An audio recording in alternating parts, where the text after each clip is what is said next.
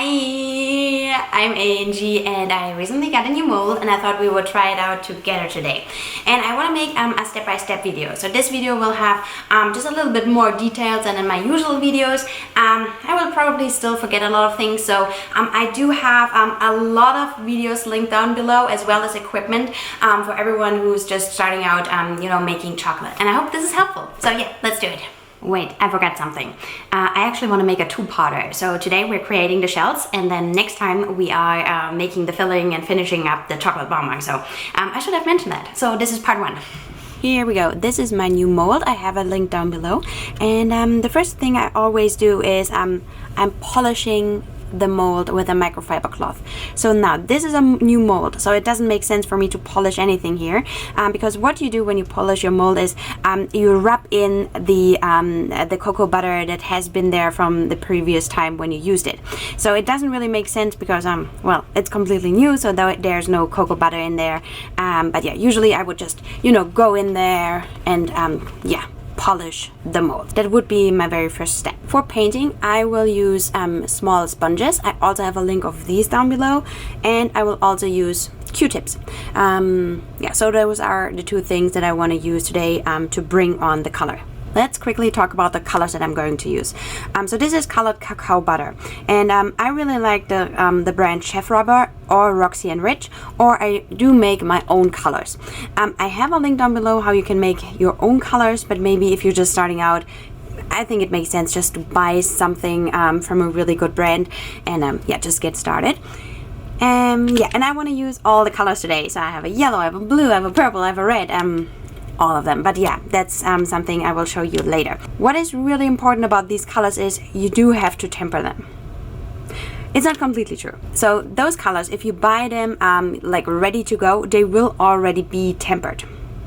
If you manage to only melt them, that they don't reach yeah, you know, any higher temperatures than 30-35 degrees Celsius, then you're fine. You can just use them and you do not have to temper them because your cacao butter will stay in temper.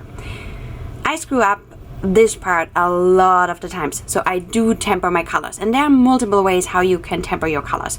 So this is not like the only way you can do it, but yeah, I'll show you in a second how I do that.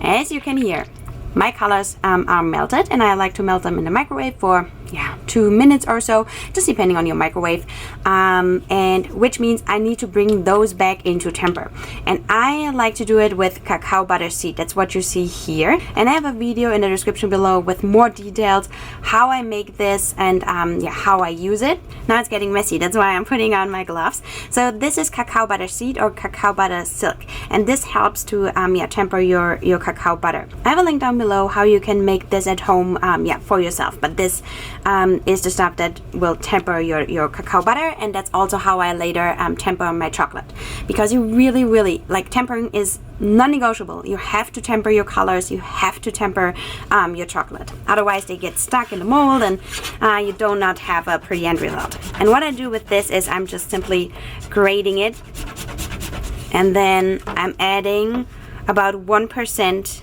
into the color or later the chocolate. But the temperature of your colors, they need to be around 35 degrees Celsius or lower. And then I give it another good shake, and then it's ready to use. And that's what I'm doing with all of my colors before I'm using them.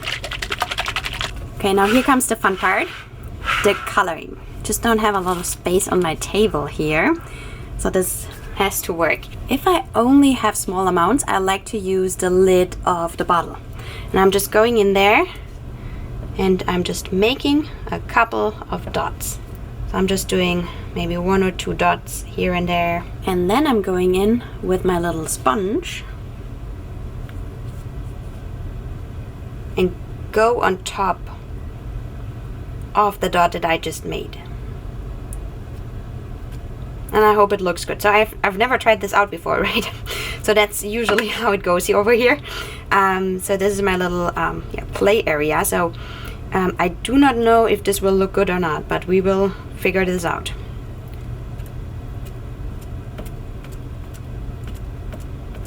So what I'm basically doing is I'm always pairing 2 colors together. So now I'm doing a yellow with the Q-tip, and then later I'm doing an orangey red on top with the sponge.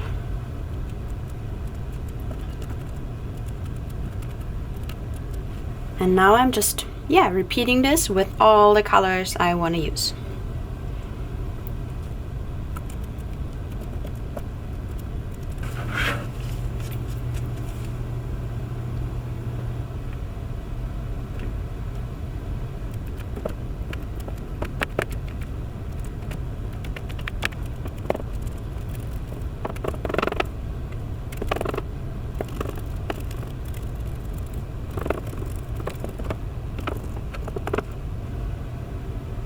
I wish I would have had another color than the green, but we'll see how that looks in the end. We'll see how that looks. Like sometimes I'm really skeptical when I see my mold, and then it looks completely different, you know, once they're done.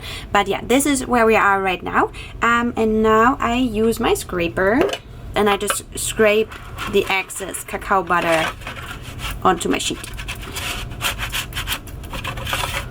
Next step is tempering my chocolate.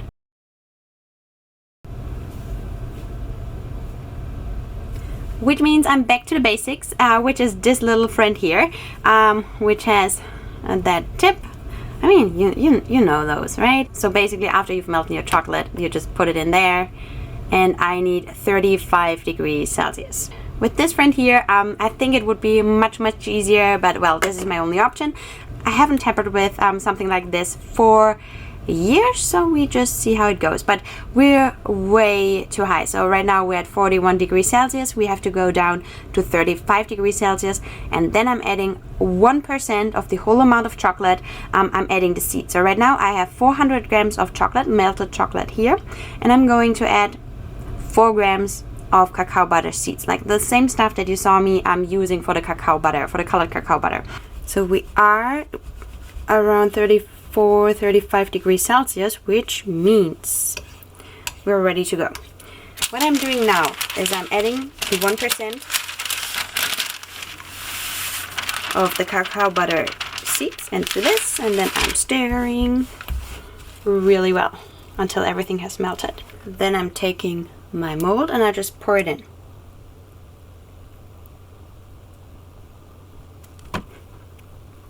And then I flip it over. And now I need my scraper thing again, getting rid of excess chocolate. And now it's time to knock out all of the excess chocolate, because we want kind of thin chocolate layers, right? Chocolate shells. Now the thing is that my chocolate is probably most likely much thicker than yours, because I make my chocolate from scratch, and this means that yeah, my chocolate is just a little bit thicker. I'm going in again because there's still a lot of chocolate in those shells.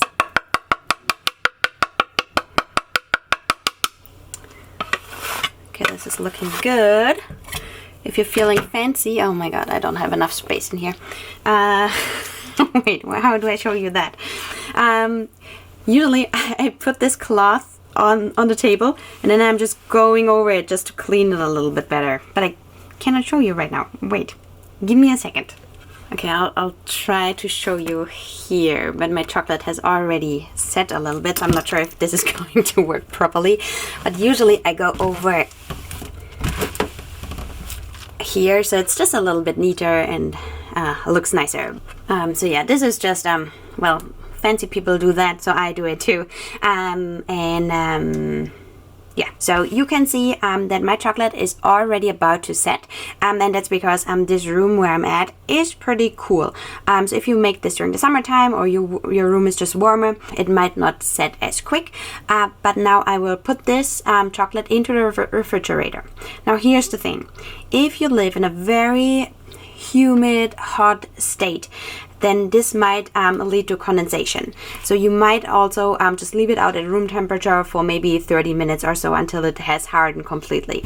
That's not the case for me, so I will put this a mold into the refrigerator for maybe 20 minutes or so, and then yeah, our shells are done. But I'll show you then. So 20 minutes into the refrigerator. Here we go. The chocolate is set, and I'm trying to show you one. cute. Maybe another one. It's kind of hard to get those out without breaking them. My vision for them was a little bit different, but I still think they look pretty good. Can I get another one out to show you? So one more. And close up. Yeah, they are cute. Okay, good. This is the shell. So that's how we create the shell. And then next time we are making the filling for them and finishing them up. So yeah, I'm looking forward to it. As always, thank you so much for watching. If you have questions, leave them down below. Send me a DM on Instagram at Chocolatier. As already mentioned, I have a lot of videos linked down below, a lot of equipment linked down below. And yeah, hope this is helpful. And yeah, have a good one. Bye.